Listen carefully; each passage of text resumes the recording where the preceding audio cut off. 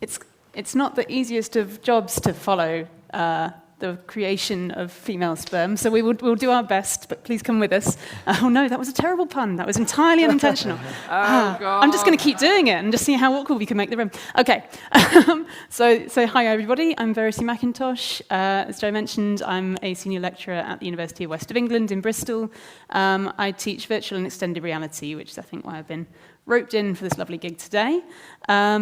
It's, as mentioned, our sort of second opportunity to meet some of the extraordinary makers who are sort of the incredible force behind some of the work that we may have been seeing already in the Alternate Realities showcase. As a small show of hands, who has been to Site Gallery and Project Space? Yeah. Wow. Who hasn't? Awesome. Well, for like these possibly 4.5 people, we'll make sure that we kind of give you enough context for the kind of work that's been going on. I know even for those of you who've been there, you may not have seen all of the works that are being discussed. So the way that we're going to handle the format today is I will give each of our panelists the opportunity to share something of themselves and their work for sort of 5 or so minutes, just to give us a little bit of context with which to speak to them. And then we will, as quickly as we can, kind of come to you. We know in these sorts of circumstances there is incredible wisdom in the room and lots of really great conversations that we would like to have with you. So as you're listening to our speakers today, please do just start to kind of surface what you might wish to talk to us about, and we'll make sure that we have as good an opportunity as possible to kind of get through some of those really brilliant, juicy conversations. To very briefly sort of set the scene, I think one of the reasons that these 3 amazing projects have been kind of looped together for you today in this way is because each of them in different ways is challenging this notion of identity, of sort of who we are, who we am, who we might be, and how we see one another. I love the fact that within DocFest there is this alternate realities strand, because for me it really kind of pinches and pulls at this idea of what documentary may be. There's a sort of an understood triangle that gets discussed a lot in documentary that I'm sure some of you are familiar with, the sort of rhetorical triangle of author and subject and audience. And within traditional documentary forms, those things are sort of understood to be quite distinct. The author is different to the subject matter, which is distinct from the viewer participant. And in a lot of the work that we're going to talk about today, there is a beautiful blurring and hybridity of all of those things. As the participant, you are often also, in part at least, the author. You are also, in part at least, the subject. And every sort of corner of that triangle has muddly bits now, such that we're in a sort of dodecahedron of complexity. And that is one of the strengths and the joys of the kind of work that we're going to hear about today. So it's really nice to be able to slightly flannel for a minute so that your slides are ready, and to be able to invite these 4 wonderful speakers to come and talk to us today.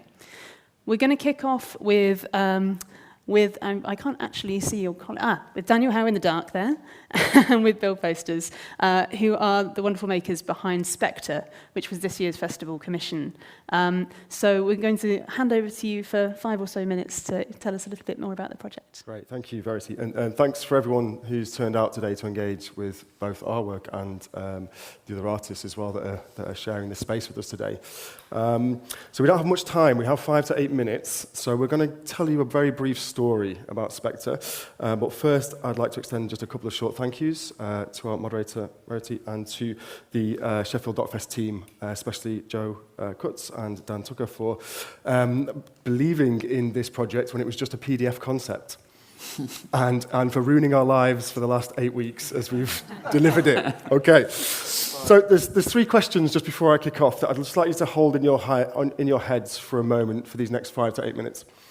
The first is, what does it feel like to take on the role and power of a tech giant? And what does it feel like when we begin to try and develop ways of seeing the world as some machines do? And is it possible to have a democracy without privacy? So they're very big, broad questions, but they all intersect.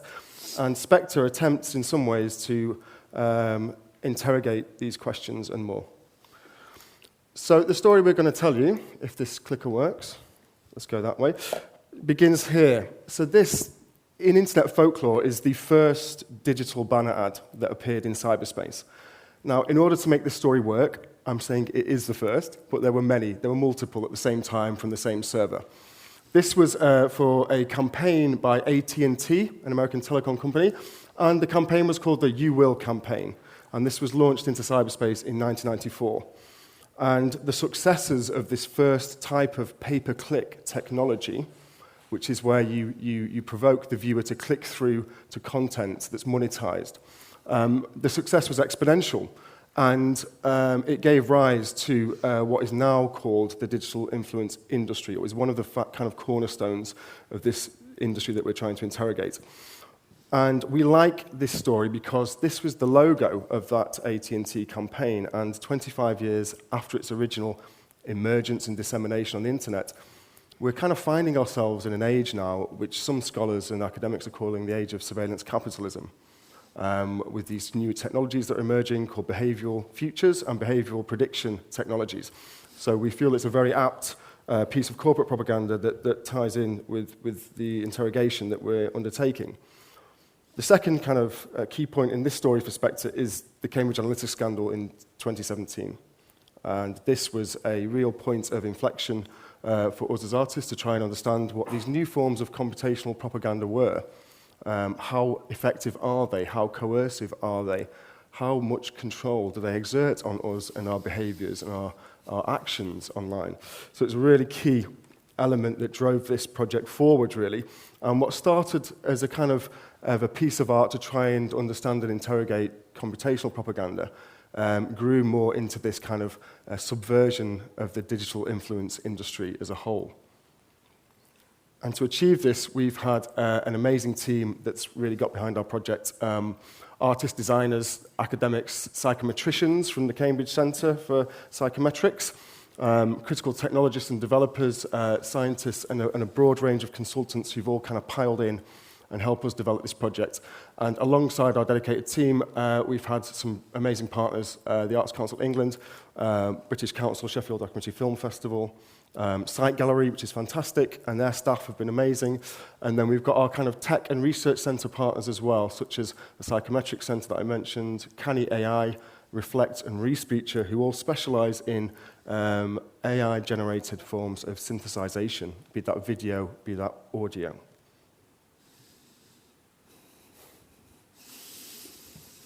So here are some of the main themes that we tried to explore in the installation.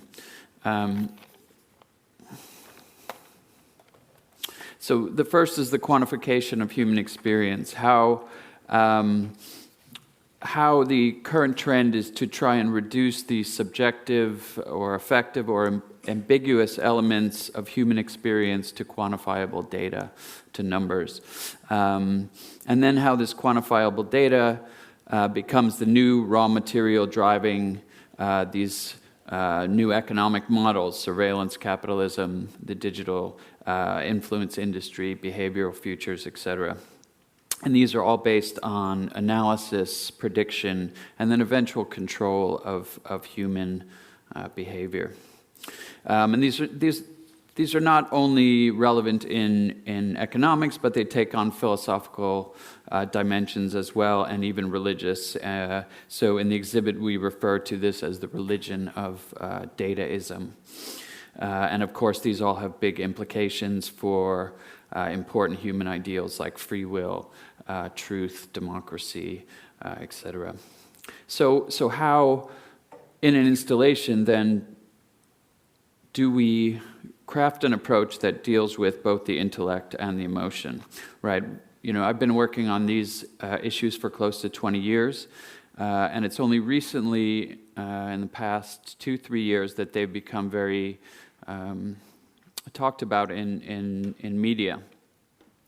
So there's many resources now for people to learn about how these industries work, but what we find is that user behavior hasn't changed very much at all, right? And so we started to think about why this was, and the problem potentially is that we understand that this stuff is going on, but we don't feel it at a sort of emotional or bodily level. So our goal in Spectre was then to put the user into the shoes of the surveillance capitalists so that they feel the sort of moral tension of undertaking these actions against a peer, and then can reflect on what is happening basically to them every time they go online, every time they use their phone or their home assistant, etc. And we used a range of technologies. We tried to use the same sets of technologies that the digital influence industry uses, and you can see some of them here. Extreme personalization, profiling, behavioral profiling, and this idea of alternative truths and things like deep fakes, which we'll perhaps show you an example of in a second. Great. Thanks, Dan. So how do we give all this form? How do we make all this tangible and accessible and, equally importantly, relational? Because these are such abstract, hidden, by design, obscure, opaque technologies and infrastructures. So we looked into the kind of the visible hardware, if you like, the visible architectures of the internet.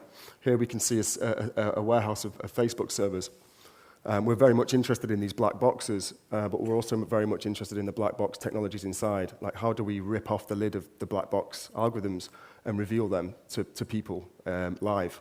So we took the sculptural form from a few different areas, really. One was these hidden architectures. The other was ancient sites of worship. Where did early humans go to worship and to engage in a spiritual context? And how is dataism, how could we give a physical form to dataism as a form of religious philosophy today? Because many people have written about it, and they've written much more eloquently than I can speak, but essentially it boils down to the fact that the belief that's becoming more and more set in many sectors in sciences is that more data equals more truth. Right, so that's a really, really fascinating area to intersect and to explore, because we're removing that belief in our own intuition and human emotions and values that human liberalism has defined for many, many, many, many years, and we're now replacing that with the logic of machines. So it's really interesting. So another sculptural kind of area that we wanted to tap into was popular culture. This is a classic 2001 Kubrick scene, where these monoliths appear overnight by magic, and then change the consciousness of proto-humans.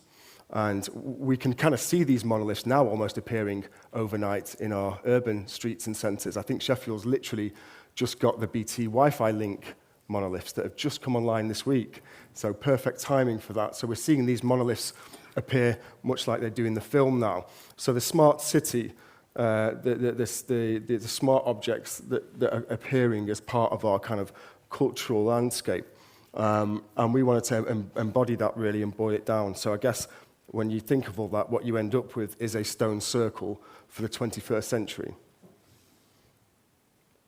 We'll just finish on a short message from one of our followers.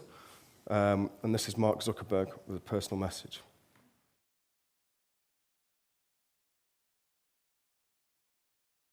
So our next person to introduce today is wonderful Georgie Pinn, who made Echo, which some of you may have experienced so far. So Georgie is a multimedia artist, a filmmaker, a producer, someone who's worked across a number of different platforms and dimensions, and has brought all of that together to share with us today. So I will hand over to you, Georgie. Hello, everyone. My work is it's called Echo. And it focuses on empathy and connection through immersive tech and personal storytelling. There's a quote that empathy is finding echoes of yourself in another, which really resonates with me. My practice has always been sort of focused on how I can harness empathy using immersive technology, not just the process of interacting with something, but also taking the face or an image or the content from the audience as well, and diversifying an audience and enabling new forms of creative expression for the audience. So how it works is that Echo is an AI character lost in transition, and she says, "I am your Echo. I can help you connect. Come closer." And she's lost in transmission, and she's trying to understand human emotion. And it felt like that was a great character to drive this experience, because in exchange she gives the audience the option to connect with a stranger. And to have a really intimate connection with a stranger is quite rare. And so what Echo does, it kind of, you're using a facial identity. You're going into a system where your face is captured. And instead of it being like the echo chamber of, Snapchat or whatever, your face is not beautiful, you're not perfect, your face morphs with a storyteller. And as they're telling you their story, it becomes you. And this is a really interesting experiment that was born out of a residency at the university in Queensland. And it was kind of like a placebo to see if visually you saw yourself transform, would you feel more connected with that stranger? And some people choose the face of somebody completely different to them, but then find that that experience that's told in that story resonates on a very close level with their own. The stories that were chosen, that I've recorded, are also not stories about perfection. They talk about enhancing vulnerability, being seen, and looking at how adversity can become a tool for growth. So all the stories are experiences from people who show themselves as vulnerable and how they've suffered, but then how they've grown from that. So as a user, when you become that person, you kind of fast-track learning through their eyes. So I'd just like to not talk too much about that. I'd like to play the story, if I can, instead of the promo.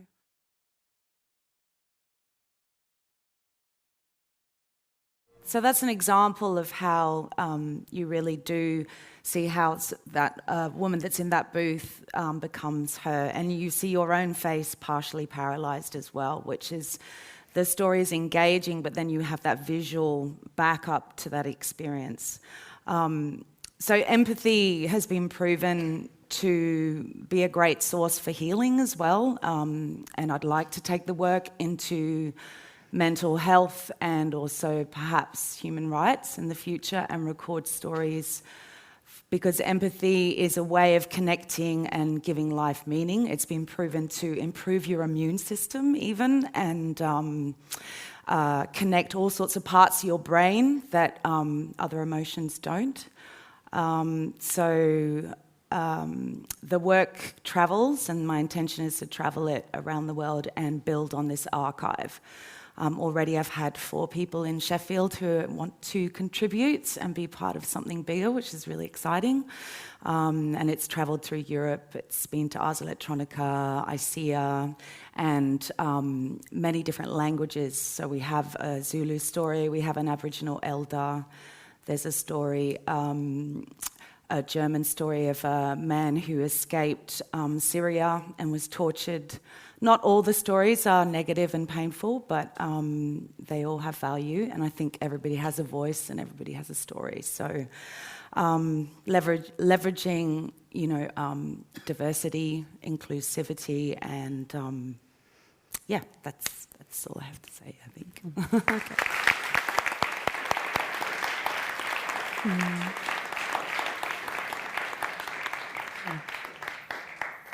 Thank you, Georgie. So our final panellist is Rob Eagle, who's the creator of Through the Wardrobe, which is in the project space in Sight Gallery. Rob is a maker of XR audio and film documentaries. Full disclosure, Rob and I sit about 5 handprints away from one another usually. So if I'm doing a slightly awkward interview, it's because I'm trying not to just go like, hey, look, it's Rob. So hi, everybody. I will allow you to properly introduce yourself and your practice. Thank you. And then we will open out to a broader discussion. Okay. Thank you, Rob. Thank you. I like clothes. We're all wearing clothes, aren't we? But clothes are gendered. They're given labels, male and female quite often, like humans. So where does that leave genderqueerness? This messy space in between of people who are non-binary, agender, gender fluid, all sorts of other labels. of those who don't feel fully male or fully female. That's kind of where we began with Through the Wardrobe. And it turns into a big dress-up box. And you get to play with clothes, and you get to listen to the stories of my friends in Bristol. So it's 4 people who are all non-binary, agender, genderqueer in Bristol. I guess probably the best way to kind of introduce it for you is to give you a bit of the user journey. How many people have been able to do it? Oh, wow, great, cool. So then you'll be familiar with it, but chances are you've only done one, because we do have the 4. It's important to me that when you come into the space, that you take off your jacket, shoes, bag, and phone, and lock it in a cupboard. I've stolen that from Marina Abramovich. So that when you come in, you're present, and you're also kind of leaving something of yourself before you take on something from someone else. Put on the headset, go and stand on the little white footprints you can see in the headset, and then you're invited into the space through the wardrobe. You then select one of the stories, and you are invited to try on that person's clothing. Some of it's absolutely fabulous. Some of it might be a bit more comfortable, some check shirts, there's some jeans, that sort of thing. Because of my 4 friends, they have very different gender expressions. So it's sort of a moment for you to choose, am I going to go with something that's familiar or something that's maybe going to push me outside of that comfort zone? And everyone reacts to it very differently. Some people put up walls and they don't feel comfortable, and that's perfectly fine. Others want to put everything on, and that's wonderful. I wanted to create a space where it's all perfectly valid, how you want to interact with the objects. If you want to sit down, if you want to stand, that's all a perfectly valid experience within that space. I suppose I should also talk about how we got into it. I moved to Bristol about 2 years ago from London, feeling a bit beat up after 9 years in London. And so for me, this project of getting to know these 4 people has been a bit of therapy, in a sense. It's nice when your own work becomes your own sort of therapy. And working with them to tell their stories also becomes very much about telling my own story.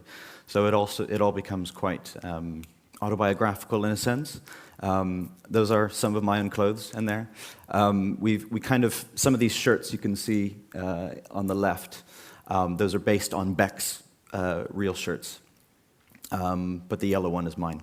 So it's a bit of a collaboration between me and these people who I've been able to get to know over these 2 years. I still make flat films. I think there's a value in making flat films. I make interactive audio documentaries as well. But for me, kind of going into VR and then kind of coming out the other side, now working with mixed reality has been a new challenge.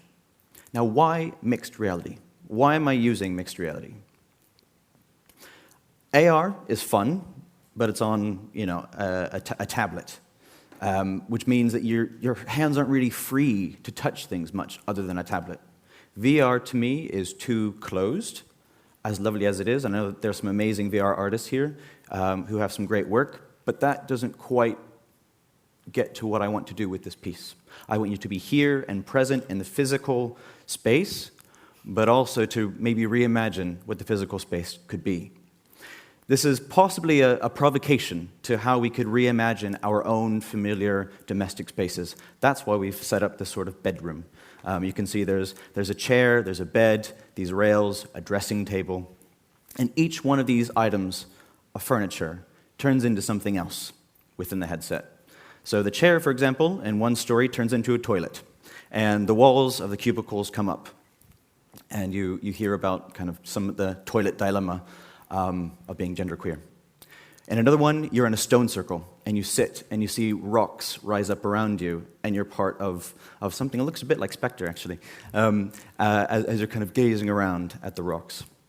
And so each item kind of turns into something a bit different, depending on that person's story. It's been fun to kind of work with a set. But I don't want to completely take you out of the physical And I don't want to completely take you, not use the virtual with this headset, because I think what HoloLens can do is actually quite extraordinary. And I haven't seen anything else up until now that kind of lays this on the landscape in such a way. So that's kind of why I've used the HoloLens. I think it's also important to talk about the content and why, even though we're not talking about politics in the piece, it is a highly political piece. We're living in a very toxic era of transphobia, especially in the British media right now.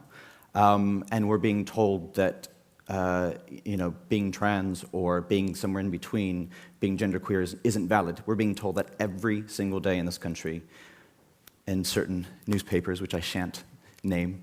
Some of you know them. And it's hurtful.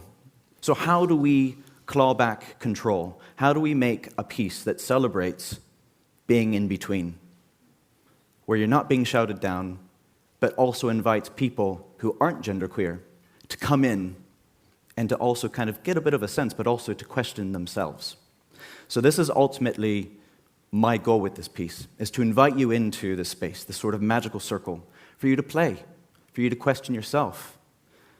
You might come out the other end with a few questions for why you dress the way you dress. You might question some other deeper things as well. But it's that space for you to get to explore through getting to know my friends. So actually, you're really walking in my shoes when you're in this experience. In terms of distribution, this has been our premiere. It's been a bit of an experiment. So thank you for those of you who have kind of come on board and who have given me feedback. It's really useful. I think that's about it for me. Thank you.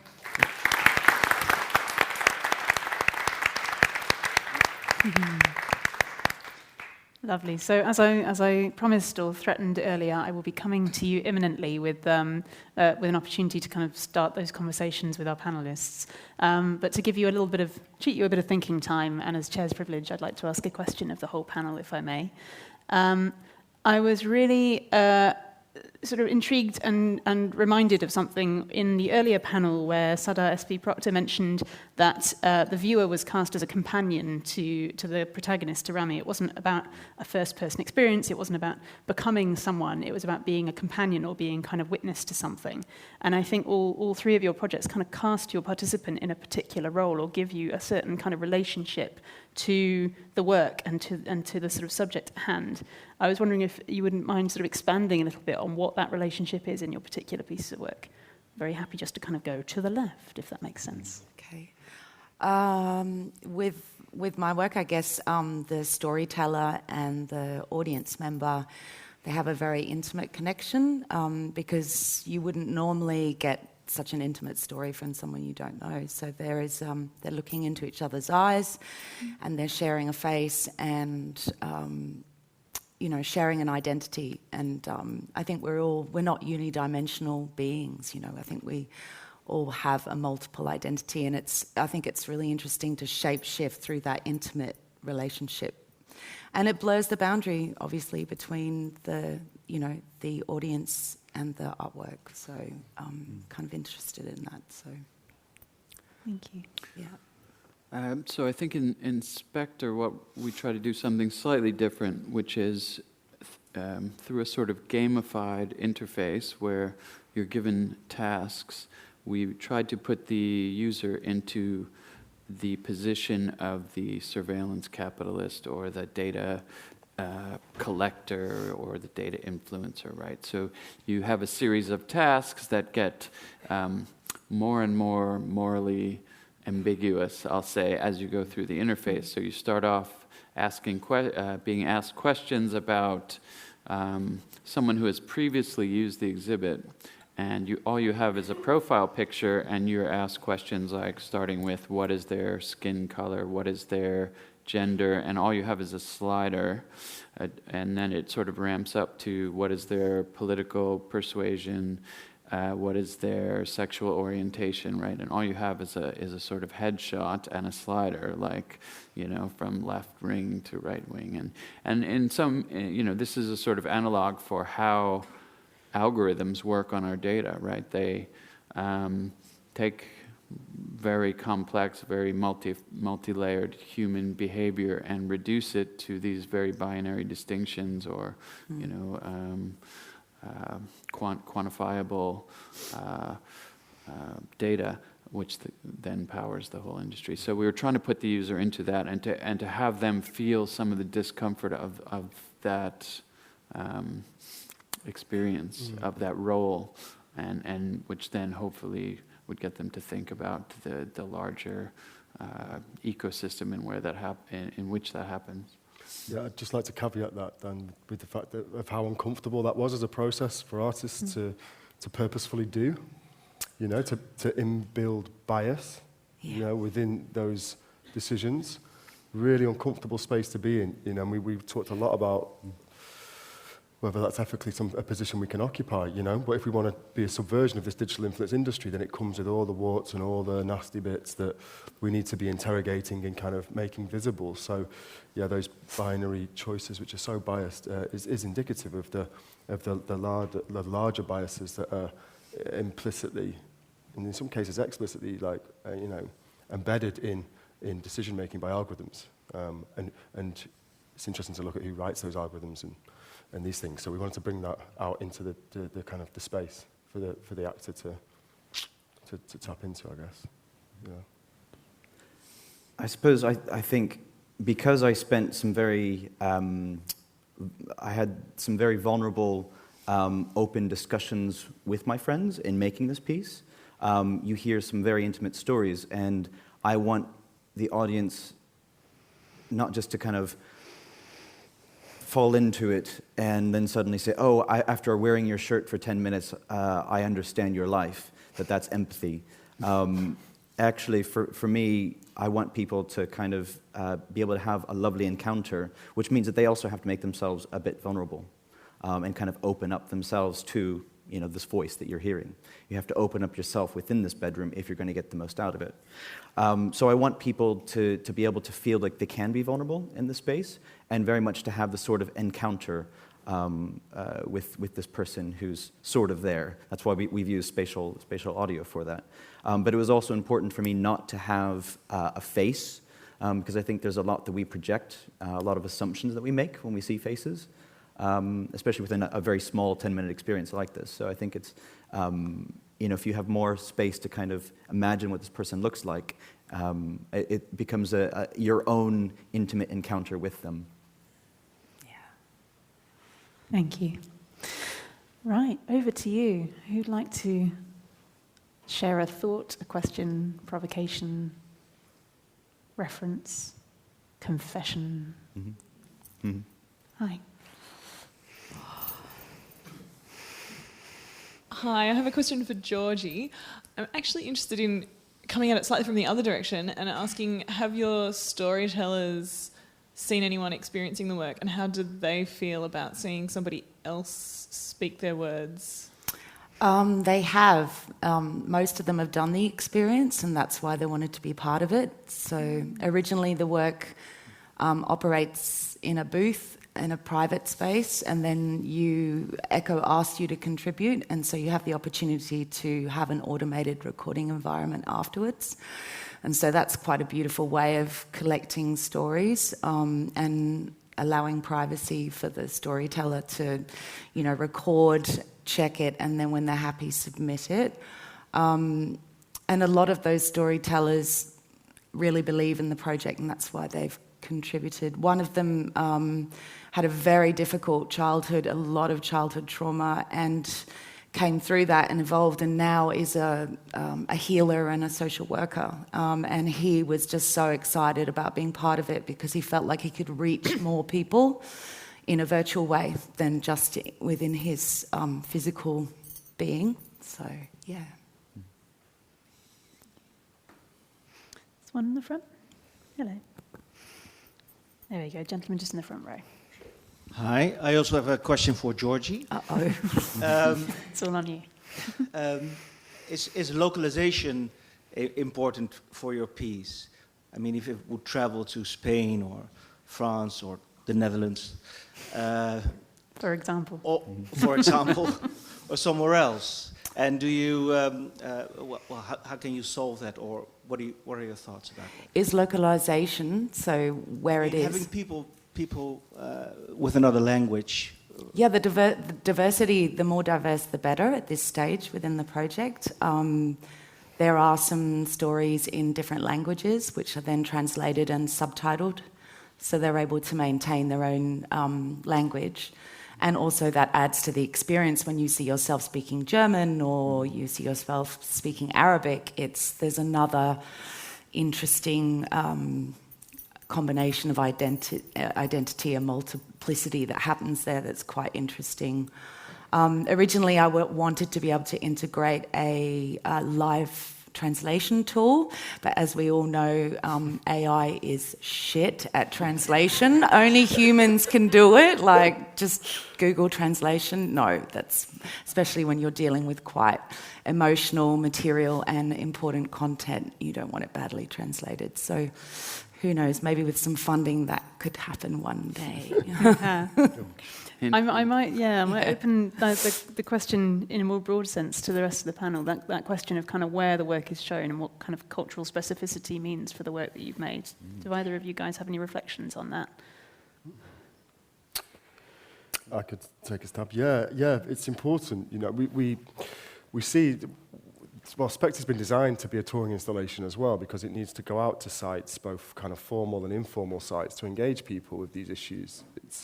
It's a kind of like theatrical media literacy installation, really. But when that goes to different countries, then they may need to change with the context of what the system contains. Maybe there'll be 3, 4, 5 different versions of it, you know, that will go to different continents, or where the context of the political context is slightly changed to match the reality of the context within which it will be shown. Can you promise me Freddie Mercury will always be there? Yes. Thank you.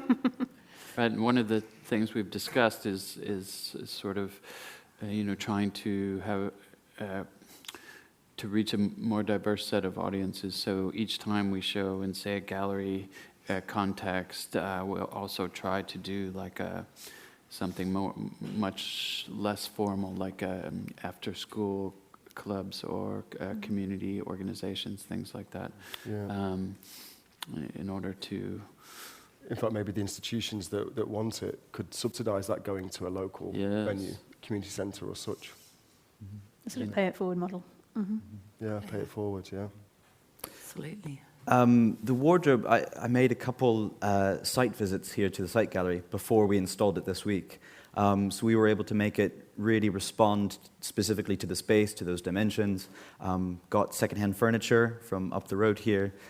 So it'll go back into the Sheffield ecosystem. So it's very much a kind of a collaborative Bristol meets Sheffield piece. It's a mashup in that sense. I would like to tour this, especially around the southwest. And I would like to take it to, universities, schools, town centers, that sort of thing. Take it, as much as I love festivals, if I had this come to my local town, for example, when I was 18, I always think, how could my life have been different if I had that language, if I saw those sort of role models? So I definitely want to take it to some other places that might be surprising, but kind of load up all the furniture in a van and that sort of thing, and just do a little pop-up basically in different places. I have also thought about doing city-specific versions of it, and I think that would be lovely in future to be able to respond to a different city that's not just Bristol, where the experience of genderqueerness might be quite different. Mm-hmm. Thank you. We have a little more time if anyone has. Yeah, a little more time. Gentleman at the back, just here. Hello. Hi, I have a question for Bill and Daniel. I think the topic of your matter is super important, and people should know about this as they use this. And I've been personally interested in it, and I've started reading The Age of Surveillance Capitalism, where I feel like you've gotten some of that. She's formalized the terms and created a language around it. I'm wondering whether in your process you found or compiled a list of resources that are more easily accessible so that people could educate themselves about it, or whether you've put it up somewhere. There's somewhere that people could go and just I don't know, learn about it a little bit more, like not in an installation context, but something that's like, more accessible. Thank you for that. Sorry, what's your name? I'm Hallam. Amanda, thank you. So do you want to take that one? Take it. Cool. Yeah, it's a really good point, right? Like, people just learning from people who've interacted with the installation and having really deep conversations afterwards, you know, like things like 100 more plus people a day. It's equally terrifying, it seems, is interesting, and we don't want the installation to be a disempowering experience. So we made a decision to kind of split some of that agency and that kind of like learning from the actual installation in this site gallery itself, that we would then follow up with an email and a link to a portal where you can see how Spectre used your data and influenced you, throughout the journey, as well as alongside real-world examples of how these technologies and behavioral profiling methods are used, and then also how you can mitigate and try and salvage some basic privacy. So that kind of touches on what you're saying, you know, it's like there's so much deep information there, and when we tried to do it in the installation, it just seemed to overwhelm and it seemed too much, so we partitioned it a bit so there'll be a private post-reflection element to the experience that allows people to engage a little more deeply post-experience, and we thought that was a way that could kind of like help to bridge that agency gap, you know, because when you really understand that privacy is a myth, you really want to do something about it, and that's something that's coming out of a lot of people that have experienced installation. It's like, how do we sort this out, and how do we take action, how do we connect to our own power again, really? So yeah, it's a really good question, thank you. Thank you very much. So I think that's us to our time. Thank you very much for that very broad-ranging discussion, and a huge thank you to our panellists, to Rob, to Daniel, and Georgie.